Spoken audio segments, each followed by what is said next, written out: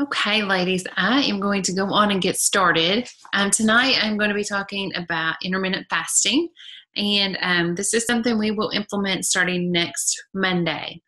Um, there are several benefits to intermittent fasting, and I'm just going to go over those, just a few of those. It helps with improved hormone profile. It increases your life expectancy. It is maintenance of the skeletal muscle mass. It decreases blood glucose levels, decrease insulin levels, and increase insulin sensitivity. It increases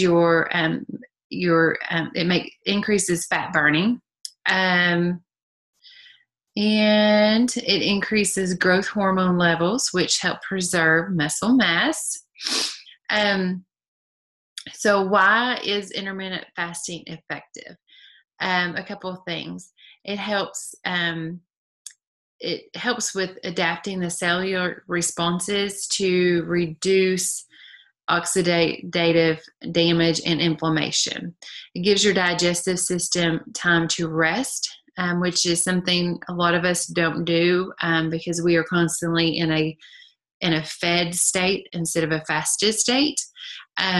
So intermittent fasting helps with digestive rest, which is really great, especially if you struggle with some digestive issues. Even that feeling of being full or maybe not digesting your food properly. This really helps. It's really helped me a lot. I have a very slow digestive tract, and intermittent fasting has really helped with my digestive health. And I can tell a big difference since I implemented that back in the summer. So when you do not consume food for an extended period of time, your body relies heavily on its fat stores, okay, instead of your glucose stores, your sugar. It will rely on your fat stores, and that's how you become a fat burner, is through the intermittent fasting.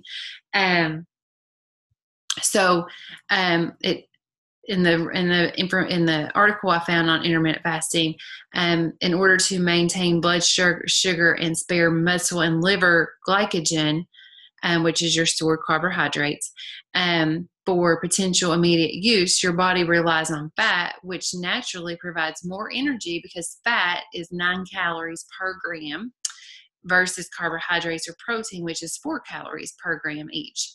And so when I look at your macro screenshots, that's how I know about how many calories you're consuming, because it will tell me how many grams of fat you had and how many grams of carbs and how many grams of protein. And I can quickly figure out how many calories you've consumed for the day without even seeing your calorie screenshot. So I know lots of people in my groups currently and in the past, they're like, how do you know that I haven't had enough calories? And that's how I know. Because I can quickly take that number, multiply it by 9 calories for fat, and I know, okay, well, she's only had 450 calories from fat and 900 calories from carbohydrates and proteins, because they have 4 calories each per gram. So that is one great thing about intermittent fasting, that it will turn your body into a fat burner, okay? Because your body's going to rely on your fat stores, because you are going for an extended period of time without food. And so it's going to deplete that glycogen store and then go to the fat store. So a few questions a lot of people have are, one is, what can be consumed during your fasting window? Our fasting window will be a 16-hour window. And thankfully, most of that window is while we're sleeping, at least hopefully half, if you sleep 8 hours per night. And then the rest of the time will be, first thing in the morning when you wake up. And most people break their fast around 11 to 12 o'clock in the day. So either 11 a.m., 12 p.m. But your schedule can be whatever you want it to be. For me personally, I fast from 7 p.m. to 11 a.m. And then you have an 8-hour feeding window, and that's your window to consume your calories and get your macros where they need to be. Okay. So during your fasting period, I recommend you drink nothing but water, lots of water. Herbal teas are great. Unsweet tea is fine, and black coffee is fine. Also, BCAAs are fine. BCAAs are just amino acids that help rebuild your muscles that you've broken down during your workouts. Typically, I will drink some before and after my workout, and I will post a picture of what I drink. It is called Extend. It's from GNC. It is the grape flavor is the one that I really like. And I've tried a few others, but I haven't been crazy about them. So I will post a picture of that after the video or after our training, and let you all see what that is. And that is just totally optional. Okay. You don't have to get it, but it's just something that you can consume if you want. And your Spark is fine if you drink Spark. I know some people drink Spark. That is okay. Pretty much anything you can drink anything that is under 50 calories and does not have fiber. It cannot have fiber. Fiber wakes up your digestive tract, and then it gets your digestive system going and working. So can't have fiber and has to be under 50 calories or less. You can use stevia if you want in your coffee or your tea if you need that. So hopefully that helps with what you can consume during your fasting period. When should I start my fast? And I just whenever that. You can start your fast, whatever works good for you based on your family schedule and your schedule. Now, I'm pretty sure I don't have any nurses in this group, but if my nurses or my people in the medical field who work night shifts, we have, that gets a little tricky. But for most of us, you all in this round, I think most of you all work a day shift schedule. So I would recommend either a 10 a.m. to 6 p.m., 11 a.m. to 7 p.m., or 12 p.m. to 8 p.m. Being your feeding schedule. Okay. And then, so we do follow the 16-8 protocol. So we fast for 16 hours and we feed for 8 hours. Okay. So, let's see what other questions.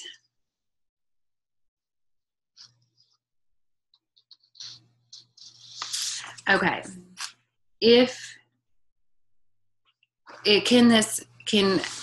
What do you all do if you find this challenging? A few things that I recommend this is what I done when I first started intermittent fasting, is I worked my way up to the 16-hour window. So I first started out with a 12-hour fasting window. I pretty much was doing that already. So I done that for a day and I was like, okay, I got that. That was pretty much doing that. So then I bumped it up to 13 hours, done that for a day. I was fine. 14 hours, had to do that for a few days, because it was getting to be a little bit more challenging. So I think I done that for 2 or 3 days, and then I went to the 16 hours. So that's what you can do. If you want to start kind of playing around with it the rest of this week and working your way up to the 16-hour feeding window or the fasting window, you can absolutely do that. So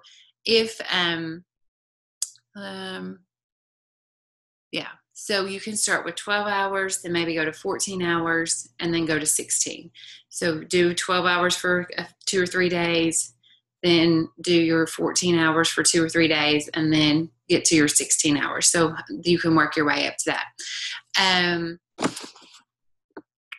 And so another question I got was, what do clients eat breakfast? Do you all eat breakfast when you break your fast? That is totally up to you. If you break your fast at 10 o'clock, then yeah, you probably want to have some breakfast. If you're like me and you break your fast at 11, sometimes I have breakfast, sometimes I have lunch. It just depends what I'm in the mood for. Typically I eat 2 meals, 2 big larger meals, and then 1 or 2 snacks. My meals are usually lunch and dinner, and lunch is sometimes a breakfast lunch. And most of those 2 meals, usually I eat about 500 calories at both of my meals, okay? Because my calorie goal is about 16 to 1700 per day. So I try to get at least 500 calories at lunch and dinner, and then my 2 snacks usually equal out to be about 500 calories total, maybe sometimes 6. So that is just what I do. But if you want to do 3 meals, that is totally fine, especially if you do a 10 o'clock to 6 p.m. Window. Then you could do breakfast at 10, lunch at 2, and dinner at 6. Okay, so just play around with it. There is no set guidelines and rules for when you eat and what times you eat. Okay, the biggest thing is that you get your calories in that 8-hour window. Okay, should you work out during your your fasting window? I say yes, because that you get more benefits from the fasting, and the fat you're working towards making your body a fat burner. So I definitely suggest working out fasted. If you can't, it's okay, absolutely fine. If you do it a couple of times and you think, oh, I get just really, really lightheaded, don't feel very good, then I would suggest maybe you can have half a banana or a handful of almonds or something before your workout, because what I don't want to happen is you passing out. Okay. So, play that by ear. I know a lot of you work out later in the day. Some of you are morning people. I'm a morning person, so I always do my workouts fasted. But there are some times where I am very, very hungry when I wake up, and I do have something very small before I work out. And you may have that happen, and that's totally fine, okay? So can you take supplements when you're fasting? It depends on what it is. I typically don't take anything while I'm in my fasting window. There are lots of vitamins that actually have fiber in them, and calories and carbs and sugars, especially if you do like gummy vitamins. So I always say take those once you break your fast. Okay. So definitely pay attention to the nutritional value on the back and look and see what the calories are, if it has fiber. If you have questions, you can reach out to me and I will help you with that. Okay. So I typically in general, just say wait until you break your fast. If it's a prescribed medicine that you have to take first thing in the morning, by all means, take that. But if it's a supplement or a vitamin, then I say typically wait until your fast has been broken. Okay. I think that was all my questions that I had. Okay. Yeah. So, just to kind of recap, intermittent fasting is not a diet. It's simply just an eating schedule. It allows your body to fast for a period of time each day, and then be fed in that other 8-hour window. We will practice this, and we will do it every day, starting next Monday through the end of the program. So we'll have 3 weeks of fasting under our belt by the time we get to the end. If you feel very hungry or very just kind of dizzy, woozy feeling, I always suggest to keep almonds on hand. That way you can have a handful of those, and that usually will hold you over until you get to where your fasting window is over. So by all means, you just always need to listen to your body and really just pay attention. Sometimes it's just you need more water. Okay, so just consume more water, And then if you're still very hungry, then by all means, you can break your fast early if you need to. And what I have found in the past when that's happened with me, the reason why I'm so hungry is because my eating wasn't good the day before, or maybe it wasn't good for a couple of days before.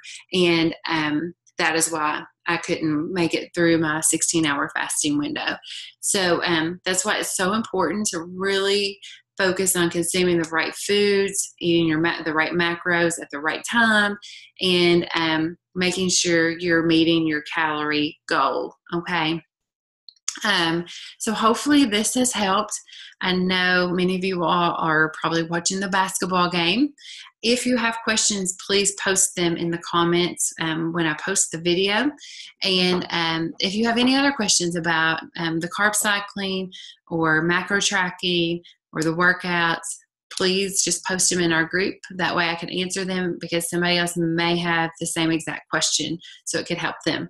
But anyway, I think that's all for tonight. So you all are doing great, and I will let you all know when the next training will be. It'll probably be next week towards the latter part of the week, but I will let you all know about that. But again, reach out to me if you all have questions. Okay, bye.